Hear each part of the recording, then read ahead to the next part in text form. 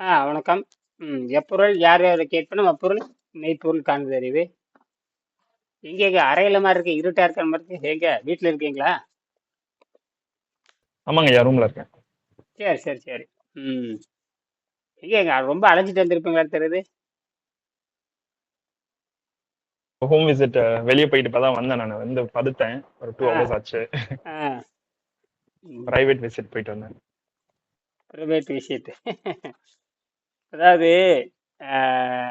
ஒருத்தர் கேட்டிருந்தாங்க, இந்த மாதிரி எ- எல்லாத்துக்கும் ஒவ்வொரு வகையான பழக்கம் இருக்கிறனால இப்போ உதாரணத்துக்கு ரெண்டு பார்த்தீங்கன்னா, இந்த கணவன் மனைவிக்கு ஏற்படுகின்ற உடல் கெட்டு போச்சுன்னா, அது ஒரு குறிப்பிட்ட வயதுக்குள்ள உடம்பு கெட்டு போச்சுன்னா கணவன் வந்து ஒரு பழக்க வழக்கம் மாறுது.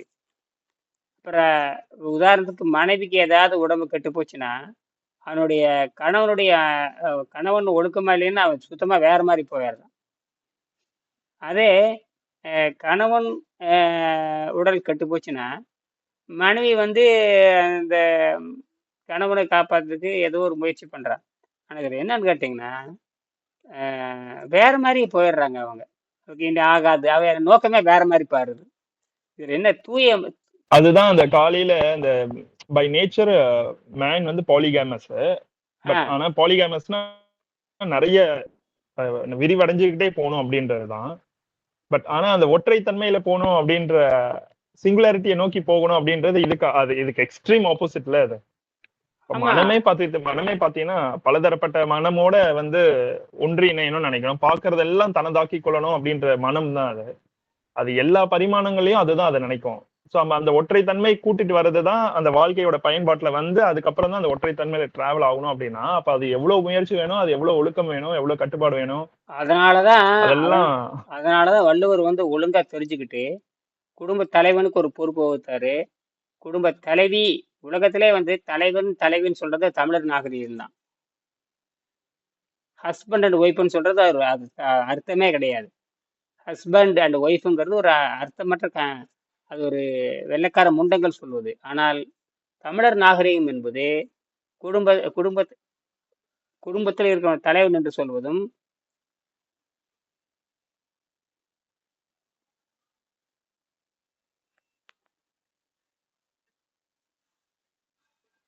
குடும்பத்தில் இருக்கிறவனை தலைவன் என்று சொல்வதும், அப்புறம் வந்து ஆணை தலைவி என்று சொல்வதும். அதனால இந்த மனம் சேர்ந்த காதல் சொல்றோம் இல்லையா? மனம்ங்கிறது என்னன்னு கேட்டீங்கன்னா, காமம் என்பது மனதை அடிப்படையாக கொண்டது. அதனாலதான் வந்து ஔவையார் வந்து எழுதினாரு. அதாவது நம் ஒழுக்கமான இப்ப வந்து ஒரு 2 மரம், ஒரு மனிதன் வந்து ஒரு 2 மரம் ஒரு 2 மரம், 1 மரம் இப்படி வச்சு அதை ஒழுங்கா காப்பாத்தி மேல்நிலை கொண்டு வந்துரலாம். இப்ப 1000 மரம் வச்சு வளர்க்கணும்னு நினைக்கிறேன். அது அடிப்படையே தவறானது. அந்த மாதிரி தான் இந்த ஒழுக்கம் இல்லாத வாழ்க்கை. ஆணுக்கு வந்து எப்பயுமே இந்த இயற்கை என்ன பண்ணும் தெரியுமா? சதி பண்ணும்.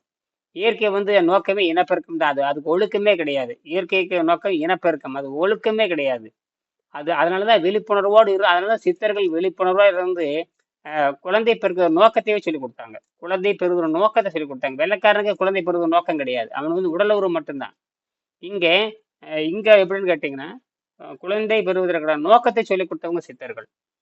அப்ப நோக்கத்திற்காக, நல்ல நோக்கத்திற்காக தான் இங்க ஆணும் பெண்ணும் மனதால் சேரணும். அதனாலதான் இல்வாழ்வன் என்பான் இயல்புடைய மூவருக்கும் நல்லாற்றல் நின்ற துயன். இந்த இல்வாழ்வன் யாருன்னா தலைவன் தான். இல்வாழ்வான் 5வது அதிகாரத்தில் இல்வாழ்வான் சொல்லுவாரு. 6வது அதிகாரத்தை பத்தினா வாழ்க்கை துணைன்னு சொல்லுவாரு. 7வது அதிகாரத்துல மக்க பேரே சொல்லுவாரு. இதெல்லாம் யார் சொல்லி கொடுத்தாங்க? திருக்குறள்ல தான் இருக்கு, வேற எங்கேயுமே கிடையாது. திருக்குறள்ல தான் இருக்கு, வேற எங்கேயுமே இல்லையே. யோக நூல்லே இல்லையே. யோக நூல்ல குடும்ப தலைவனை பத்தியோ குடும்ப தலைவி பத்தியோ இல்லையே. குடும்ப தலைவன் எப்படி இருக்க வேண்டும்? அப்ப இளரத்தான் தான் என்னவா மாறுறான்னா யோகியாக மாறுகிறான். இளரத்தான் ஒன்னும் இல்ல, வளர வந்து திருமணம் பண்ணாரே தவிர அவர் குழந்தை பெற்று கொண்டதுக்கான சான்று இல்லை. ஆனா பல யோகிகள் வந்து குழந்தை பெற்றிருக்கிறாங்க. எல்லா யோகிகளும் குழந்தை பெற்று தான் போக முடியும். குழந்தை பெற்று தான் போக முடியும், எல்லா யோகிகளுமே. இளரெல்லாம் அப்படி தெரியல. தமிழ் தமிழ் தமிழ் மெய்யல் அப்படிதான் சொல்லுது. ஒழுக்கம், அந்த ஒழுக்கமாய் இருக்கிறப்ப தான் அந்த ரத்தம் சுத்தமாகுது. ரத்தம் சுத்தம், நம்மளுடைய சுத்த ரத்தத்துல 2 பேர் சேரணும். இந்த மாதிரி உயர்ந்த சேருகின்ற பொழுது உயர்ந்த கருத்துகள், உயர்ந்த சிந்தனைகள் வருகின்ற பொழுது நம் குழந்தைகளுக்காக வாழ வேண்டும். அந்த குழந்தைகளை மேல்நிலை, அப்பதான் அந்த குழந்தை மேல்நிலை குழந்தையாக மாறும். இல்லாட்டி தெல்லவாரி குழந்தையா மாறிடுமே. அமெரிக்கால இருக்க அத்தனை பேருமே காட்டு மிராண்டிகள் மாதிரி இருக்காங்களே. கணவன் முன்ன குழந்தைகளை வந்து ஒழுக்கத்தையே ஒழுக்கம்னா என்னன்னு அவங்களுக்கே தெரியாது. ஒழுக்கம்னா என்னன்னு எல்லாரும் சேர்ந்து தவறான வேலை பண்ணுவாங்க. எல்லாரும் சேர்ந்து சாராயம், எல்லாரும் சேர்ந்து போதை, எல்லாரும் அங்கெல்லாம் அதெல்லாம் ஒண்ணுமே கிடையாதுங்க. விபச்சாரம்ங்கிறது சாதாரண விஷயம். விபச்சாரம்ங்கிறது ஒழுக்கமின்மைங்கிறது சாதாரண விஷயமாங்க. அவங்களுக்கு அப்ப என்னன்னு அந்த ஒழுக்கத்துல அந்த ஒழுக்கத்துல தான் ரத்தம் சுத்தி ஆகும். அப்போ அந்த ஒழுக்கத்துல தான் ரத்தம் சுத்தி ஆகிட்டே இருக்கும். எல்லா விதமான மன ஒழுக்கம், எல்லாமே உடல் ஒழுக்கம் ஒழுக்கம் தான். எல்லாத்துலயும் ஒழுக்கம் தான். எல்லாமே ஒழுக்கம் தான். ஒழுக்கம் அதெல்லாம் திருவள்ளுவர் ஒழுக்கம்னு எழுதினாரு. ஒழுக்கம்னு என்ன தெரியுமா அர்த்தம்? ஒழுக்கம்னாவே என்ன அர்த்தம்னு கேட்டீங்கன்னா, பண்புடையார் தான் வந்து பண்பு இல்லாதவங்களை நோக்கி இறங்கி வரணும். பண்புடையார் தான் பண்பு இல்லாதவர் நோக்கி இறங்கி வர வேண்டும். நன்கு ஒழுக்கமானவர்கள் தான் ஒழுக்கம் குறைவார்களை பார்த்து இறங்கி வர வேண்டும். இதுதான் வந்து 2 வித்தியாசம் இருக்கு. இந்த ஒழுக்கம் இல்லாதவன் வந்து ஒழுக்கம் இல்லாதவன் இருக்கான் பாருங்க, அவன் வந்து ஒழுக்கம் உள்ளவன் நோக்கி பார்க்க மாட்டான். ஒழுக்கம் உள்ளவர்கள் தான் ஒழுக்கம் இல்லாதவர்களை பார்த்து இறங்கி வர வேண்டும். சொல்லித்தரணும், அவன் சொல்லித்தரணும். இங்க அப்படியே இல்லை. இங்க வந்து அப்போ இந்த ஆனா ஒண்ணு, அந்த செய்முறை கேள்வி இல்லாதனாலையும் குருகுல கேள்வி இல்லாதனாலையும் அப்புறம் குடவோலை முறை இல்லாதனால ஒழிக்கப்பட்டன. யாரால் ஒழிக்கப்பட்டன? மேற்கு நாட்டு படையெடுப்பால் இந்தியாவில் ஒழிக்கப்பட்டது. இப்போ கடைசியில் என்ன பண்ணோம்னா, என்ன பண்ணுவீங்க? இப்போ குழந்தைகளுக்கு பெற்றோர்கள் தான் நீ பாடம் சொல்லி தரணும். குழந்தைகளுக்கு பெற்றோர் பாடம் சொல்லி விண்வெளி தத்துவத்தை சொல்லி விண்வெளி இயந்திரங்களை படைக்கிற மாதிரி இப்பவே ஒரு 5 வயசு 6 வயசு எப்படி வந்து இப்போல்லாம் சைனாவில் மாடுலாம் பார்த்து 7 வயசு 8 வயசு இப்பவே வந்து செயற்கை அந்த செய்முறை கல்வி சொல்லித்தரேன், ஏஐ தொழில்நுட்பத்தை சொல்லித்தர்றான், என்னென்னமோ சொல்லித்தர்றான். ஆனால் ஒழுக்கத்தை சொல்லித்தரானா தெரியாது. அவன் வெறும் அறிவியல் தொழில்நுட்பம் அது சொல்லித்தரான். கண்டிப்பாங்க. இப்போ அறம் சார்ந்த வாழ்க்கையும் ஒழுக்கத்தையும் அது சின்ன வயசுல போய் நம்ம போதிக்கிறதுனால சிறந்த குடிமகன் இல்ல, சிறந்த ஒரு மனிதனாகவும் ஒரு பண்பட்ட மனிதனாகவும் வரதுக்கான வாய்ப்பு இருக்கு. இப்ப பாத்தீங்கன்னா அதற்கெல்லாம் எங்க வேல்யூ சிஸ்டம் இருக்கு அப்படின்ற மாதிரியான கொஸ்டின் போயிடுது. அது வந்து நம்ம பில்லு கட்டுமா அப்படின்ற கேள்விதான் எல்லாருக்கும் இருக்கு. அதன் சார்ந்த அடிப்படையான கல்வியே கிடையாது இல்லையா? அங்கேயும் அப்படித்தான், அங்கேயும் எல்லாம் இருக்கு. அதனால வந்து வெறுமனே விஞ்ஞானியாக்கி என்ன பண்ண போறீங்க? வெறும் விஞ்ஞானியாகி என்ன பண்ண போறீங்க? விஞ்ஞானி ஆகிறா இல்லையா? விஞ்ஞான தொழில்நுட்பத்தை தெரிஞ்சு என்ன பண்ணும்? முதல்ல மனித பண்புன்னு என்னன்னு தெரியும் இல்லையா? குழந்தை ஏன் பெற்றுக் கொள்ள வேண்டும்? இயற்கைக்கு நமக்கு என்ன தொடர்பு, என்ன தொடக்கம், ஏன் நம்ம பிறந்தோம், ஏன் நமக்கு பசிக்குது, ஏன் நமக்கு காமம், அந்த கேள்வியை அவன் கேட்கறது இல்லையே. காமமா எல்லாரும் இனப்பெருக்கம் பண்றீங்க, இனப்பெருக்கமே எதுக்கு இனப்பெருக்கம் பண்ணணும்? அந்த கேள்வி வரணும் இல்லையா? இனப்பெருக்கம் பண்ணா எப்படி இருக்கணும்? அந்த கேள்வியில வரணுமே இல்லையா? ஒரு மாட்டுக்கு இருக்கிற மானரோசம், ஒரு கோழிக்கு இருக்கிற மானரோசம் கூட மனிதனுக்கு எல்லாம் போச்சே. தன் இனப்பெருக்கத்தை எப்படி பாதுகாக்க தெரியுங்களா? கிட்ட ஒரு பாம்பு போகிட்டு அடிச்சு வெறுத்து வேட்டையிடுது, அப்படியே பறந்து அடிக்குது. தன்னை விட வலிமையா இருக்கிற தன்னை விட வலிமையா இருக்கிற பருந்தவே எடுத்து போராடுதே இல்லையா? பெரிய ராட்சச கழுகு அதை எடுத்து ஓங்கி அடிச்சு சாகடிக்குது, அது விரட்டுது. ஆக நாம அந்த எங்க வருதுன்னு கேட்டீங்கன்னா, அது தேர்ந்தெடுக்குது. அது தன் குழந்தைகள் நன்றாக இருக்க வேணும், அது தேர்ந்தெடுக்குது. ஆக இங்க வந்து இங்க அப்படிலாம் கிடையாது. நான் அந்த ரொம்ப ஒழுக்கம் இல்லாம மேற்கு நாட்டு கலாச்சாரம் இருந்து ரொம்ப ரொம்ப மோசமான கலாச்சாரம்.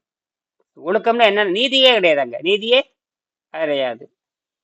அவனுக்குலாம் வந்து அறம் சார்ந்த வாழ்க்கையே கிடையாது. அவங்களாம் அது யாரும் நினைக்க மாட்டாங்க. இப்போ வந்து ஒரு நாட்டுல ஒரு 1000 பேர் சாகுறான்னு அவனுக்கு அந்த அந்த அரசியல்வாதிக்கு அந்த அறிவே இருக்காது.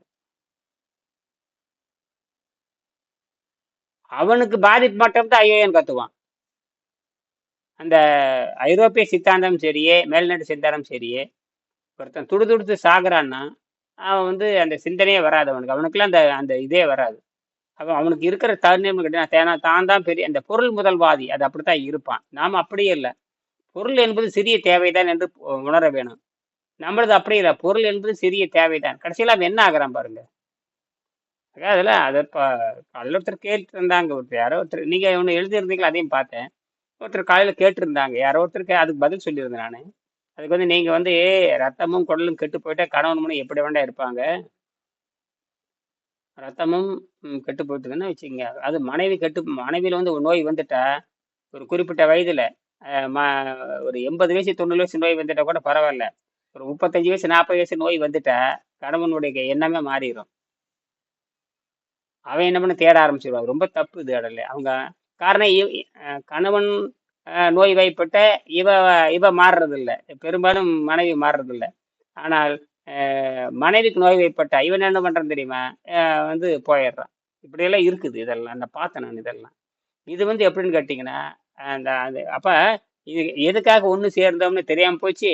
உணவு கண்டபடி தின்னு கெட்டு போச்சு. எல்லாமே அருவருப்பா மாறுது. உணவு பழக்கமே இயற்கை உணவு பழக்கம் இருந்தா நிச்சயமா நோய் வராது. அப்படி இயற்கை உணவு பழக்கம் வெறுமனே இயற்கை பழங்கள் மட்டும் சாப்பிட்றவனுக்கு அந்த கெடுதலே வராது. 2 பேரும் ஜம்முன்னு இருப்பாங்க.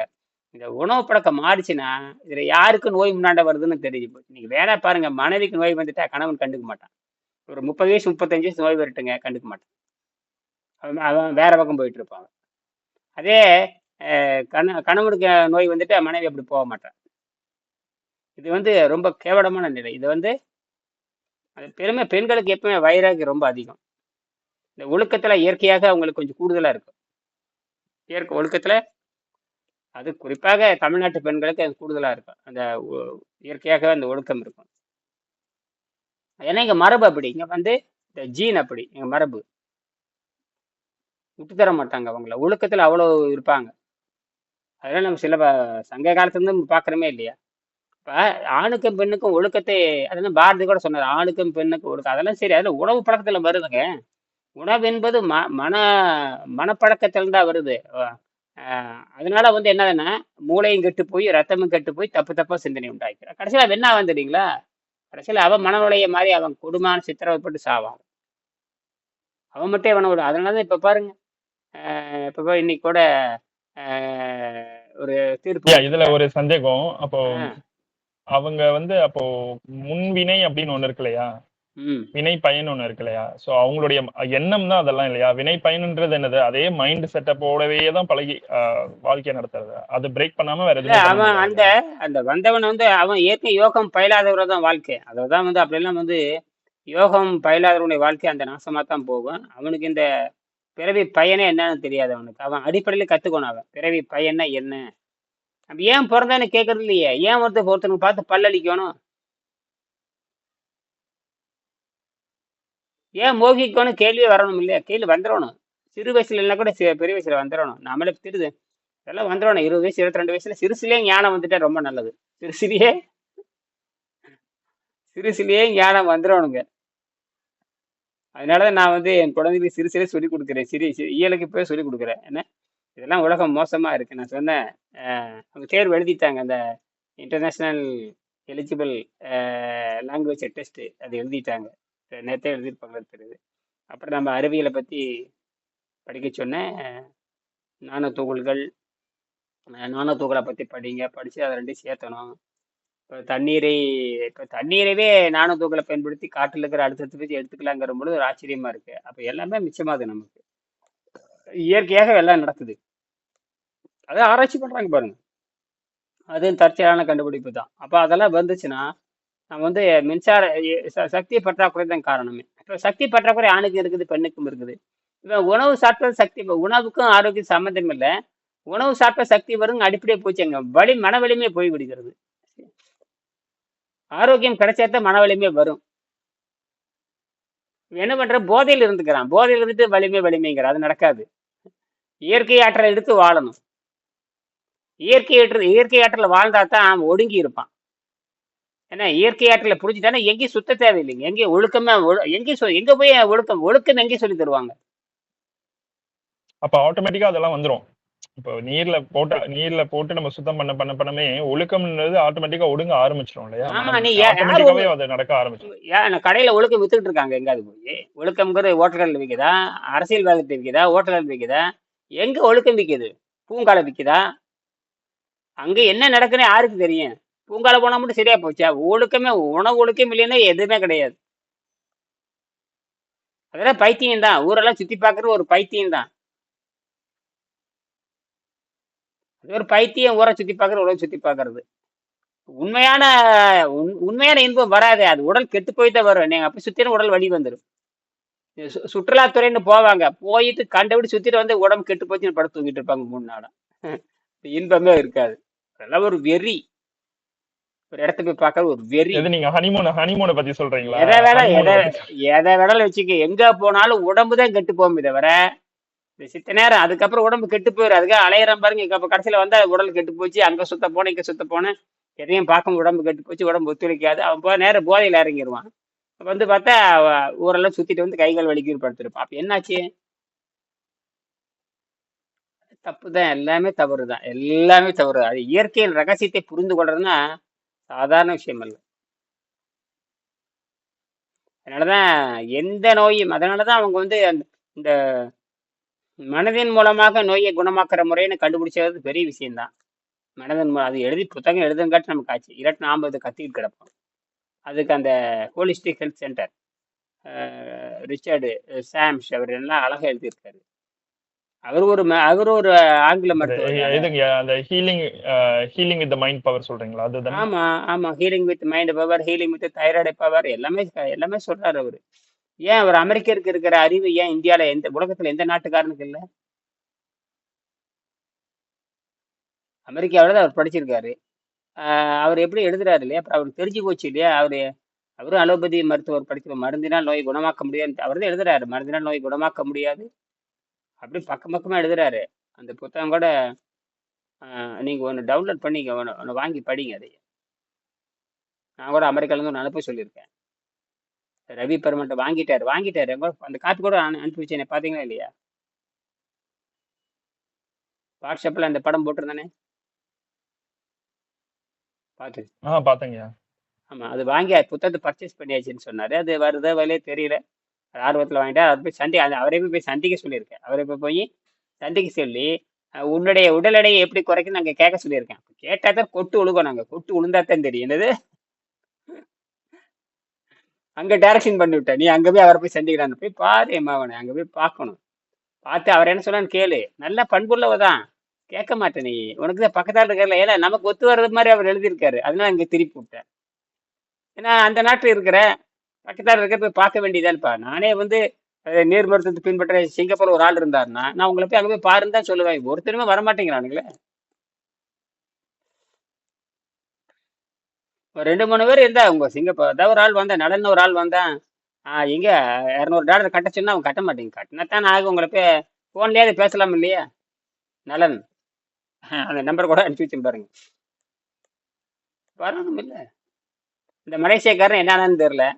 மலேசியக்காரன் அந்த உடல் அந்த வாத நோய் வந்தவன் என்னன்னு தெரியல.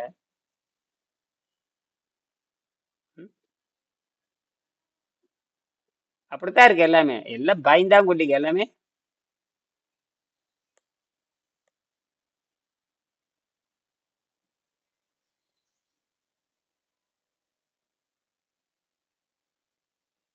இது இது தொடர்பு விட்டு போச்சாரு தெரியுதுங்க.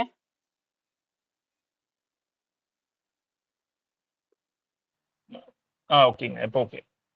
தொடர்பு விட்டு போச்சாரு தெரியுது. உங்களுக்கு நல்லா எடுக்குமே, உங்க நாட்டில் நல்லா எடுக்குமே. உங்க நாட்டில் ஸ்டார் லிங்க் வந்துருச்சா? ஸ்டார் லிங்க் எலன் மாஸ்க் நடத்துற ஸ்டார் லிங்க் கனெக்ஷன் வந்துருச்சா? Starlink connection Elon Musk connection வந்துருச்சா? எல்லா நாடுகளுக்கும் பரவுங்கிறாங்க, வரலையா?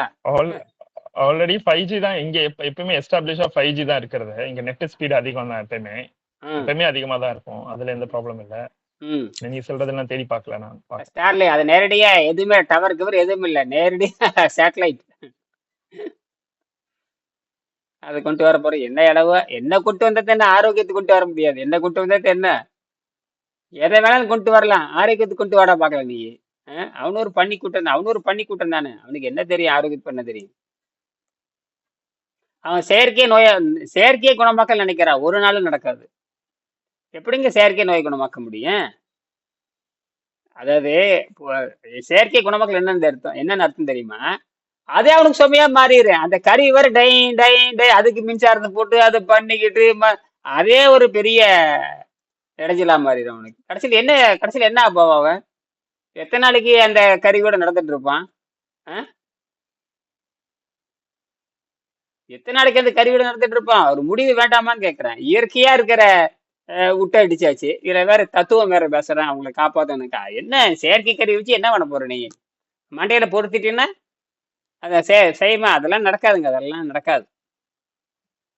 இங்க மரபணு இங்க மாறிடுங்க. நீ செயற்கையா பண்ணீங்கன்னா அதுக்கு தகுந்த மாதிரி டிஎன்ஏ மாறிடும்.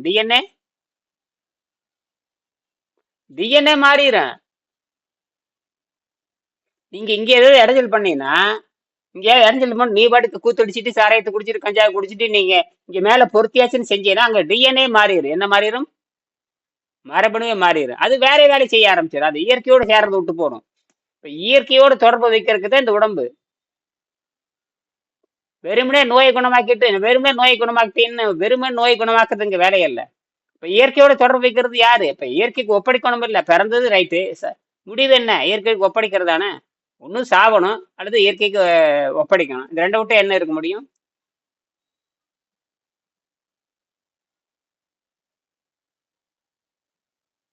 மக்கள் மக்கள் தொகை இதுல ஒண்ணு பாத்தீங்கன்னா, மக்கள் தொகை வந்து பெருகிட்டே போகுது. இன்றைய தேதிக்கு இந்தியாவில மட்டும் ஒரு நாளைக்கு 63,000 பேர் பிறக்கிறாங்க. இன்னைக்கு செய்தி. ஒரு நாளைக்கு இந்தியாவில மட்டும் 63,000 பேர் பிறக்கிறாங்க. உலகத்திலே இப்ப அதிக மக்கள் தொகை எது தினமும் இந்தியா தான். இப்ப இருக்க இந்த வெளிநாட்டு கலாச்சாரத்திலையும் எல்லாமே பார்த்தோம்னு வச்சுக்கோங்களேன், அது பண்பட்ட ஒருங்கு வித்த மனதோட வந்து ஒத்து போகவே போகாது இல்லையா?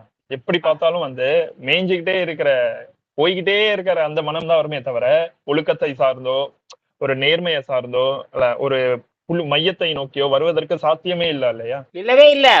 முடியவே முடியாது. அவங்கள முடியவே முடியாது.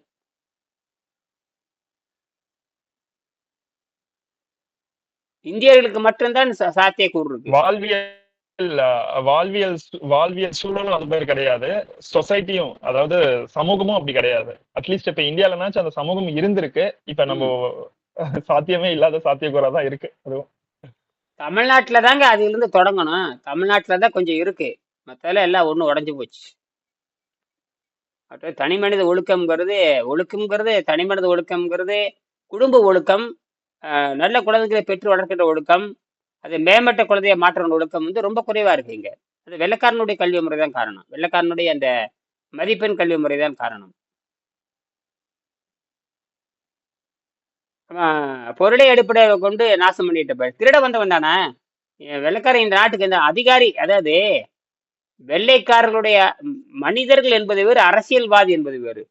அரசியல்வாதி அத்தனை பேர் அயோக்கியர் தான். அரசியல்வாதிகள் அத்தனை பேர் அயோக்கியர்கள் தான். அவங்களுக்கு ஒண்ணுமே தெரியாது. அது அடுத்த நாட்டை பிடிக்கிறான் பாருங்க, அது அயோக்கியத்தனம் தானே. அந்த நாட்டு மக்கள் நல்லவரா இருக்கலாம். அந்த நாட்டை போய் பிடிச்ச நாட்டை நாசம் பண்றான் பாருங்க. எதுக்கு வெள்ளைக்காரங்க வந்தாங்க? இந்தியா திருடுவதற்கான வந்தாங்க. அதிகார வர்க்கத்துல இருக்கிறவங்க, அதிகார வர்க்கத்துல இருக்க ஒருத்தர் தப்பு செய்யறதுனால அந்த நாட்டு மக்களுக்கும் அது வந்து சேரும். இப்ப தலைவன் தவறு செய்தா அது நாட்டு மக்களே பாதிக்கும் இல்லையா? ஆமா. இந்நாள் வரைக்கும் பாத்தீங்கன்னா லண்டன் வந்து என்னதான் இருந்தாலும் லண்டன்ல இப்ப யோசிச்சு பார்த்தா கூட நம்ம நாடோட கோடி எவ்வளவு கோடி கணக்குல வந்து அவங்கதான் கொள்ள அடிச்சிருக்காங்க. திருடிட்டு போய் நாசம் பண்ணி, நாட்டையே நாசம் பண்ணி, பொய்யான தகவலை கொடுத்து, பொய்யான அறிவியலை கொடுத்து, நாட்டை பிரிச்சு சூழ்ச்சி பண்ணி பிரிவினை உண்டாக்குறது அவன் தான். அப்புறம் ஏற்கனவே பிரிவினை எல்லாம் வந்தாச்சு. அதனால வந்து அதனால இதெல்லாம் ஒழுக்கம். அதனால நம்ம ஒழுக்கம் வருது. அதனாலதான் இதெல்லாம் முன்னாடியே வந்திருக்குது. இதெல்லாம் பிரச்சனை இவனுக்கு மட்டும் இல்லை. ஆரம்பத்திலே வந்து ஒழுக்கம்னு என்ன வள்ளுவர் எழுதியிருக்காரு. காலத்தால் வென்றிருக்க நூல் எழுதியிருக்காரு. அப்பவே ஒழுக்கமின்மை குறைஞ்சிருக்குது. ஆனா இதுல என்னன்னா, ஒரு தனி மனிதனே தன்னைத்தானே சீர்படுத்தி வர்றதுக்கு அவ்வளவு கஷ்டம். இப்ப இந்த சொசைட்டியோட லெவல்ல மேம்பட்டு வரணும் இன்னும் எவ்வளவு போராடும். ஏன்னா ஒரு தனி மனிதன் வந்து உணர்ந்து வெளியே வர்றதுக்கு அவ்வளவு கஷ்டம். இதுல ஒரு சமூகமே அப்ப திரும்பி பார்க்கணும் அப்படின்னா அப்ப எவ்வளவு வேலை செய்யணும், பயங்கரமா வேலை செய்யணும். அதனாலதான் இது கல்வியாத்தான் இது வந்து. அதனாலதான் நூல்கள் எழுதி வச்சாங்க. எல்லாரும் கையில நூல் கிடைக்கணும், படிக்கணும். எல்லாரு கையில நூல் கிடைக்கணும், படிக்கணும். நல்ல வேலை அதிக நீதி நூல்ங்கிறது தமிழ் நூல் தான். உலகத்திலே வந்து தமிழ் நூல் தான் அதிக நூல்கள். அதுக்கப்புறம் சமஸ்கிருதத்துக்கு சொல்லலாம். சமஸ்கிருதம் தமிழிலிருந்து போனதான். தமிழை அப்படியே காப்பி அடிச்சு சமஸ்கிருதம், தமிழ் அப்படியே காப்பி அடிச்சா சமஸ்கிருதம். சமஸ்கிருதத்துக்குன்னு எழுத்து வடிவம் கிடையாது. சமஸ்கிருதத்துக்கு எழுத்து வடிவமே கிடையாது. அது எல்லா பக்கம் இந்தியா, அது எல்லாமே இந்தியாவில் தமிழ் தான் வேறு, தமிழ் தான் எல்லாமே. இப்ப நம்ம பார்க்குற எழுத்து வடிவம் வந்து இப்ப வந்து இது பரிணாம வளர்ச்சியில் இருக்கிற எழுத்து வடிவம். பரிணாம வளர்ச்சியில் இருக்கிற எழுத்து வடிவம். விதையை பார்த்து முடிவு செய்யக்கூடாது. விதை அப்படியே மாறி மாறி எத்தனை ஆண்டாறு மாறி வருது இல்லை, அந்த பரிணாம வளர்ச்சியை பெற்று அப்புறம் ஒரு பழமா மாறுது. அந்த மாதிரி தான் பரிணாம வளர்ச்சியில தான் எல்லாமே வருது. எல்லா மொழிகளுக்கு மூலம் தமிழ் மொழி தான். இப்போ சிந்து செல்வி நாகரிகம் எல்லாமே தமிழ் மொழி தான். நமக்கு வந்து எவ்வளவு பின்னோக்கி போனாலும் நமக்கு அடையாளம் இருக்குங்க. மற்ற மொழிகளுக்கு பின்னோக்கி போன அடையாளம் இருக்காது. மீறி மேல ஒரு 500 ஆண்டுகள் 600 ஆண்டு அதுக்கு மேல போகாது. 2000 ஆண்டுக்கு மேல போகாது. நம்மளது அப்படி இல்லை. 15000 ஆண்டு 20000 ஆண்டு வரைக்கும் பின்னாடி போகும். தமிழ்நாட்டுல தமிழ் மொழிக்கிட்ட எவ்வளவு பின்னாடி போனாலும் தமிழுக்கு ஆதாரம் வந்துகிட்டே இருக்கு. 5350 ஆண்டுக்கு முன்னே தமிழ் எழுத்துக்கள் பொடிச்ச பானைகளே எழுதியிருக்கிறாங்க பாருங்களேன். என்னது, பானையிலே எழுதி தன்னுடைய சொந்த பேரை எழுதியிருக்காங்க. பானைங்கிறது சமையலுக்கு மனிதன் பயன்படுத்தி சமையலுக்கோ மற்ற எதுக்கோ பயன்படுத்துது. அதுல ஆண்களும் பெண்களும் தன் பேரை எழுதியிருக்காங்கன்னா எவ்வளவு அறிவு உள்ளவங்களா இருந்திருப்பாங்க. சங்க காலத்து புலவர்ல பார்த்தீங்கன்னா பெண்பால் 3400 ஆண்டுக்கு முன்பாக பெண்பால் புலவர்கள் 45 பேர் இருந்திருக்கிறாங்க. அப்ப எவ்வளவு அறிவு பெற்றவங்களா இருந்திருப்பாங்க. உலகத்துல அறிவு மூத்த சமூகம்ங்க. உலகத்துல நாகரிகம் சுமேரிய நாகரிகம், மெசபடாம் நாகரிகம், பாபிலோ நாகரிகம், தமிழர் நாகரிகம். அது நாகரிகம்னா அதை அடிச்சு அடிமைப்படுத்துறதே கிடையாது. யாதும் ஊரே யாவரும் கேளுங்கிற நாகரிகம் நம்ம நாட்டில் தான் இருக்கிற எங்கே இருக்கிறது.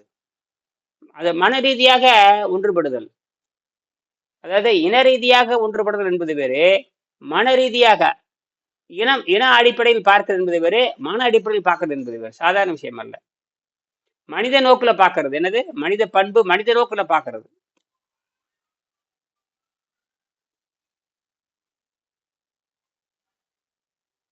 அப்படி பார்த்தா தான் நீங்க அதுக்குதான் நான் மனிதன் இயற்கையை நமக்கு மனிதன் பேர் வச்சது காரணமே மனிதனை சமநோக்குல பார்க்கணுங்கிறதா. மனிதனாக அனைவரையும் பார்க்க வேண்டும். மனிதனாக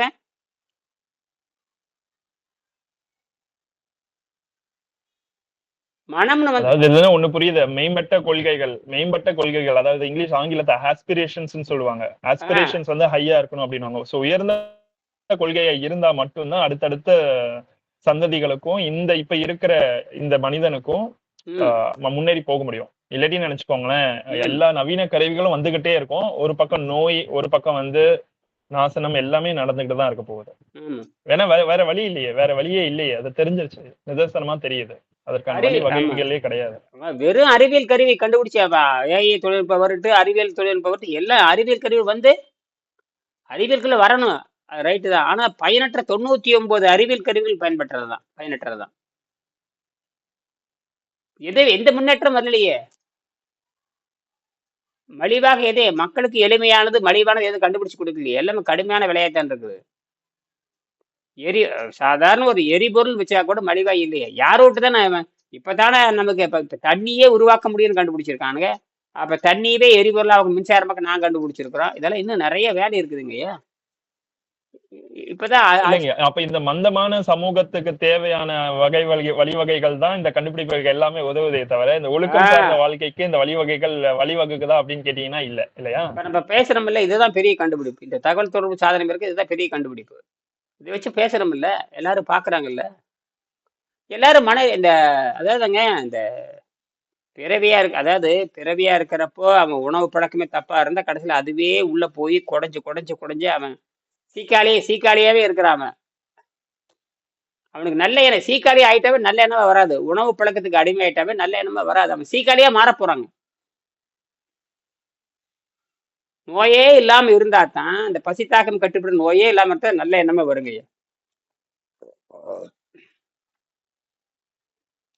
பிச்சை எடுத்து தின்ட்டாருன்னா என்ன சொல்லுங்க. அப்ப அந்த இப்ப பாத்தீங்கன்னா அந்த நோய் வர்றதும் சரி, நம்மளோட எண்ணங்களும் சரி, எல்லாமே வந்து பாத்தீங்கன்னா உணவின் அடிப்படையில் தான் வருது. அப்ப நம்மளோட மனம் உடல் ஃபர்ஸ்ட் அந்த உடலுடைய அமைப்பை வச்சுதான் வந்து மனம் இயங்குது. அப்போ உடம்பு சரியா இருந்தாதான் எண்ணமே சீராகுது. அது எண்ணத்துல போய் நம்ம கை வச்சாலும் பாத்தீங்கன்னா மறுபடியும் உடம்பு சரியில்லை அப்படின்னா அந்த மனதை வைத்து எதுவும் பண்ண முடியாது. இப்போ உடம்பு நோய் பாய்பட்டுருச்சுன்னா, ஒரு உடம்பு வந்து நோயில இருக்கு அப்படின்னா, மனம் வாடி துன்பப்பட்டு உழன்று அந்த நோய நெனச்சு நெனச்சே டிப்ரஷன் வந்துருது. ம். தனக்கு இப்படி ஆயிடுச்சு, ஆ. இப்படி ஆயிடுச்சு, இப்படி ஆயிடுச்சு அப்படின்னு. ஸோ ஆ. ஒரு நோயில விழுந்துட்டாவே மனம் அங்கேயே அவுட் ஆயிடுது. ம். அப்புறம் உங்களுக்கு எங்க மனம் வளம் எங்க வரப்போகுது அப்போ? எதையோடு ஒன்றி உடம்பு போகாது. ஏதோடும் ஒன்றாது. எதையோடும் ஒன்றாது. கனெக்ட் ஆகாது. எதோட இயற்கையோடு கனெக்ட் ஆகாது. இயற்கையோட இல்ல நீங்க சொன்ன மாதிரி அன்றாட வாழ்க்கையே வந்து கேள்விக்குறியாயிடும். ஒரு ஆமா. மனம் வந்து அந்த நோய்வாய்ப்பட்டுடுச்சுன்னா, அந்த மனசையே தான் அந்த உடம்பையே தான் சுத்திக்கிட்டே இருக்கும். ஐயோ! நமக்கு உடம்பு சரியில்ல, உடம்பு சரியில்ல, உடம்பு சரியில்ல, இதே தான் சொல்லிக்கிட்டே இருக்குமே தவிர, அன்றாட அதான் வாழ்க்கை கூட பாதிக்கப்பட்டுருது இல்லையா அதுல? அதத்தான் நீங்க நேர்லயே பாக்குறீங்களா 100 பேத்த? தினம் 100 பேத்த பாக்குறீங்களே, அவங்க ம். என்ன பாடுபடுறாங்க. அந்த உடலை விட்டு நீக்க முடியாம உயிர் போயிட்டு அவனை தூக்கி நீங்க பேக்கப் பண்ணிடுறீங்க. அந்த உயிர் போறதுக்கு முன்னாடி அந்த உடல் மேல இருக்க அவங்க காட்டுற அக்கறை இருக்கு, எந்த பையனும் இல்லையே. அதானே? இல்ல உடல் மேல அக்கறையும் காட்ட முடியலையேங்க. காட்டவும் முடியாது அவங்களால. ஆமா, காட்டவும் முடியாது, தெரியாது. காப்பாத்தவும் தெரியாது. அவ்வளவுதான் அவங்க. எப்படி சொல்லுவாங்க கேட்டீங்கன்னா, அதாவது சித்தர்கள் சொல்லுவாங்க. என்ன நான் இல்ல, அந்த ஒரு தத்துவம் சொல்லுவாங்க. அனலில் அனலில் இட்ட மெழுகை போல, என்னது அனலில் இட்ட மெழுகை போல அப்படிம்பாங்க. மெழுகு அனல்ல இப்ப நான் இங்க பட்டுச்சுன்னா. வந்து ஆ, அந்த சர்வீஸ் பண்ண போறேன் இல்லையா? அப்ப ம், போனோனே என்னுடைய மெயின் இதுவே என்னன்னா, அவங்களுடைய மருந்துகள வந்து அந்த டப்பால போட்டு வைக்கணும். ம், மார்னிங், ஆஃப்டர்நூன், நைட் அப்படின்னு சொல்லிட்டு இவ்ளோ பெரிய டப்பா இருக்கும். ம். இவ்ளோ மாத்திரை இருக்கும். அப்பா. இவ்ளோ மாத்திரை இருக்கும். ஐயோ. ஆ, அத வந்து டேட் வாரியா பிரிச்சு 5 8 மாத்திரை மார்னிங், மதியம் வந்து ஒரு 10 மாத்திரை, நைட் வந்து ஒரு 8 மாத்திரை ம். அப்படின்னு சொல்லிட்டு ஒரு வாரத்துக்கு தேவையானதெல்லாம் நான் அவங்களுக்கு அடுக்கி வச்சு அதுக்குள்ள வரணும். ஐயோ. ஆ, அதுவும் அதுல இருக்கும். ஐயோ. அப்ப பாத்தீங்கன்னா, அதான் அதான் இறைவன் என்ன என்னெல்லாம் செய்ய வைக்கிறாரு பாரு அப்படின்னு. இப்ப பாத்தீங்கன்னா, ஆ, இல்ல இது ம், எனக்கு நான் கண்ணால நான் பாக்குறேன். இது ஒருத்தருக்கு செஞ்சா பரவால்ல. நம்ம ம், ஃபேமிலில செய்யலாம். பட் ஆனா யாருக்கோ இது வந்து என்னுடைய சேவையாவும் இருக்கு, வேலையாவும் இருக்கு. இத கொண்டு நான் இப்ப சிந்திக்கிறேன் நான். அப்ப ம், பாரு மனிதன் பாரு, அவங்களுக்கு நான் அத டப்பால போட்டு வைக்கிறேன் நானு. இப்ப ம். நான் போனா என்னுடைய வேலை அதுல ஒண்ணு. அவங்களுடைய மெடிகேஷன்ஸ் பார்த்து எடுத்து அந்த டப்பால போட்டு மார்னிங் என்ன, மதியம் என்ன, ஆஃப்டர்நூன் என்ன. அதுக்கு இங்க சிங்கப்பூர்ல டப்பாவே இருக்கு. இவ்ளோ பெரிய ம், டப்பாவே இருக்கு. இவ்ளோ சைஸ்ல. ம். 5 கார்னர் வச்சிருப்பாங்க. மார்னிங் பிரேக்ஃபாஸ்ட், மதியம், ஈவினிங், நைட் டின்னர் சொல்லிட்டு 4 காலம், 7 நாளுக்கு டைம் டேபிள் போட்டு ஷெட்யூல் போட்டு வச்சிருப்பாங்க. சோ நம்ம ஒரு மாத்திரையா எடுத்து அதுக்குள்ள போடணும். சோ அவங்க அந்த மார்னிங் ஏஞ்ச உடனே சாப்பிட்ட வரைக்கும் அதுல இருந்து மாத்திரை எல்லாம் எடுத்து வாயில போட்டுருவாங்க. தண்ணி குடின்னு. அப்பா, கொடுமை, கொடுமை, கொடுமை. அழுகி போய் நாறி போய்.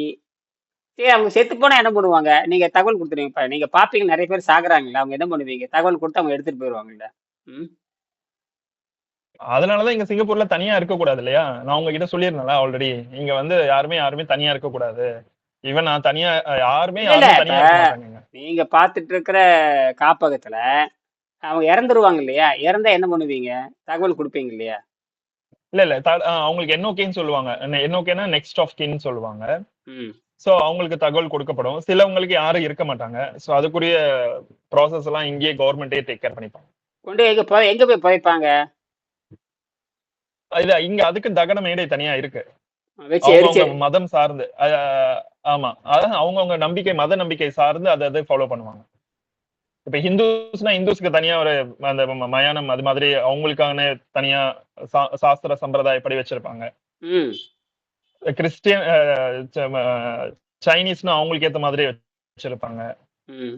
அது மாதிரி இங்கெல்லாம் பாத்தீங்கன்னா அவங்களுக்கெல்லாம் பாத்தீங்கன்னா 7 நாள் நீங்க நான் சொன்னது கிடையாது இது வரைக்கும் யாருக்கிட்டயும். பட் ஆனா அவங்களுக்கெல்லாம் பாத்தீங்கன்னா 7 நாள் அதை வச்சுட்டு வரவங்க போறவங்க எல்லாம் யாரும் அழலாம் மாட்டாங்க. அதை வச்சிருவாங்க.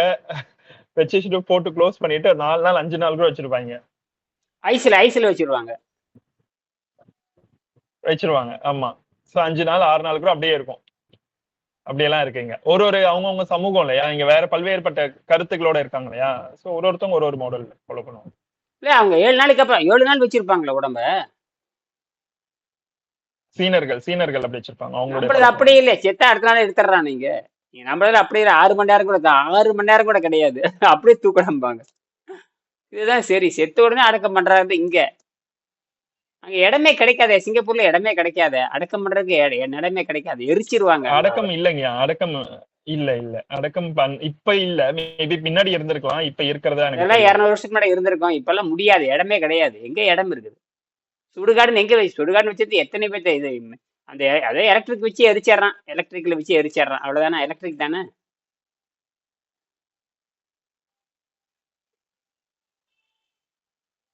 அதான் இருக்கு, பார்த்தேன் நான் ரொம்ப.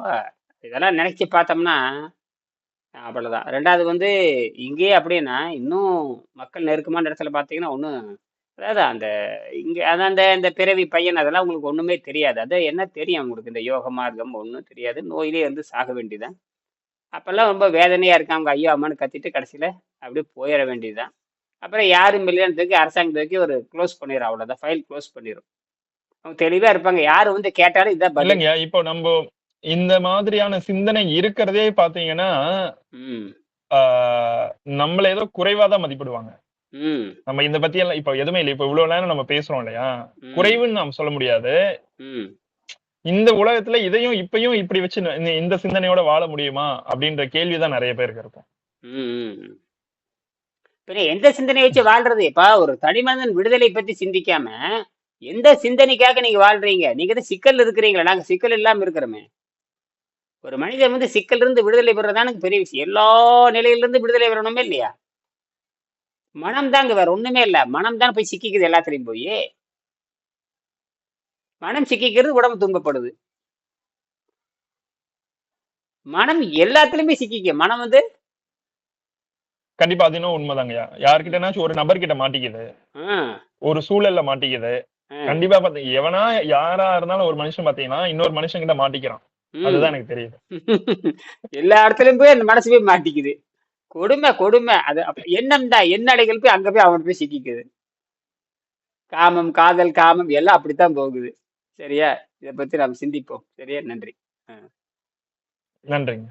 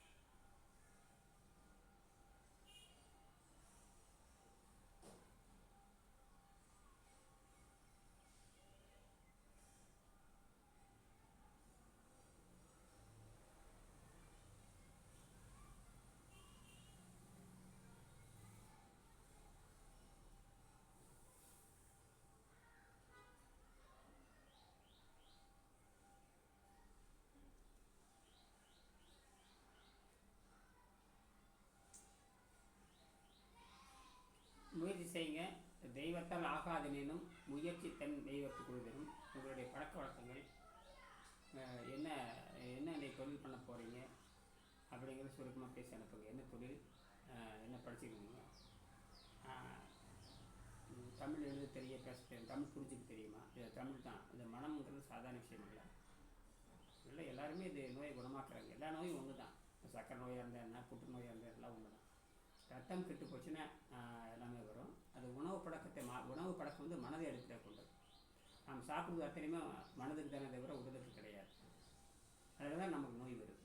அப்போ உடலுக்கு தகுந்தமான நோயை வந்து இப்போ அதுக்கு தகுந்தமான உணவு இருக்குது, உடம்பை சுத்தம் செய்கின்ற உணவுன்னு இருக்குது. ஆனால் அது மனம் விரும்பாது, ஆனால் உடம்பை ஏற்றுக்கொள்ளும்.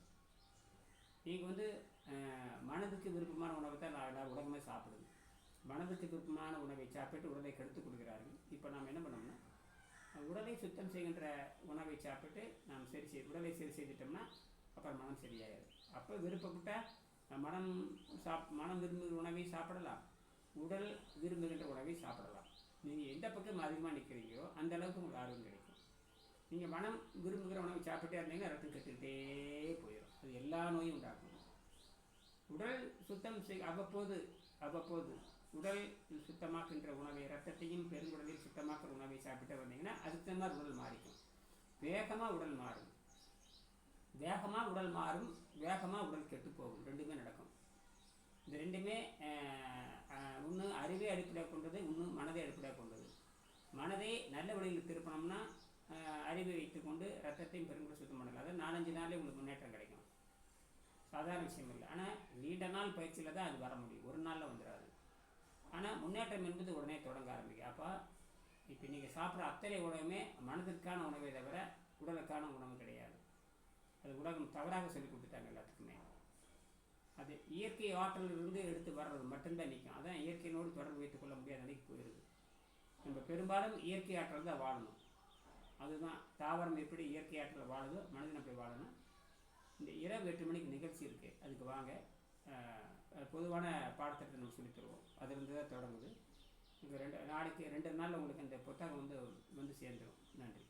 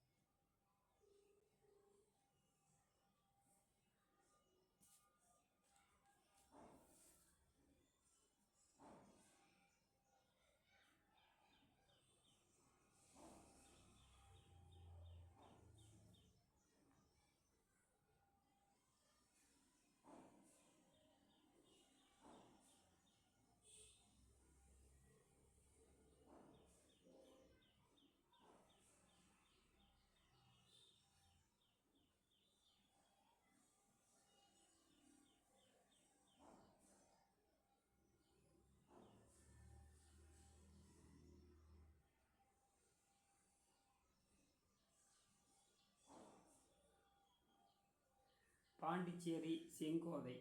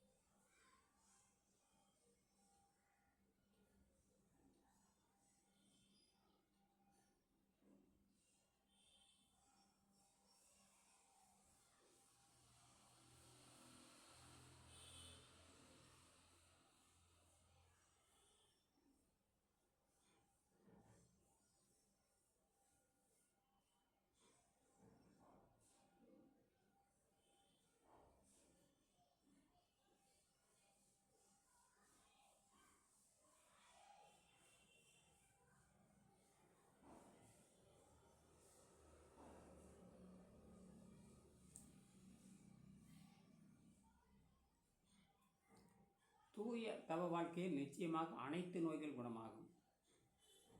இப்போ சில கருத்துக்கள் உங்களுக்கு அனுப்பிச்சி வைக்கிறேன், அதை படித்து பாருங்கள். நன்றி.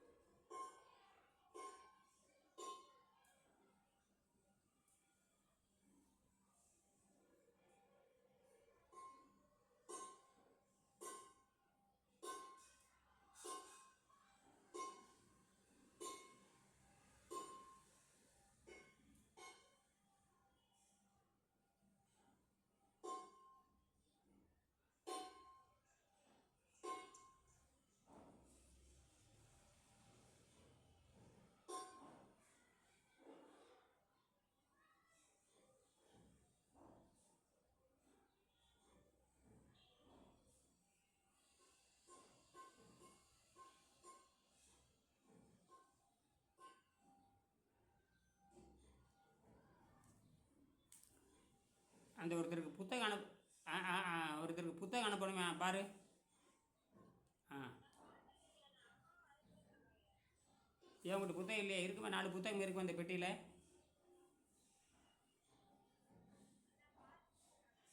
அதில் தான் இருக்கேன். அந்த பெட்டியில் பாரு, ஒரு 4 புத்தகம் வச்சுருக்கும் பாரு. அந்த இடத்துல வகுப்படுத்திட்டு இருந்தேன் இல்லையா, அந்த இடத்துல பாரு ஒரு பெட்டி இருக்கும். அதில் 4 புத்தகம் என்ன இருக்குன்னு நினைக்கிறேன். நான் மேலே அந்த ஹைட்ரஜன் தயாரிக்கிற டப்பா இருக்கு, அதை எடுத்து வச்சுக்கோ. அதை எடுத்து வரப்போ கொண்டு வந்துடு. அந்த புத்தகம் 4 புத்தகம் இருக்கும் பாருங்க. இருக்குது, 4 புத்தகம் வச்சுட்டு வந்தேன். இருக்கான்னு பாரு. இருக்கும்.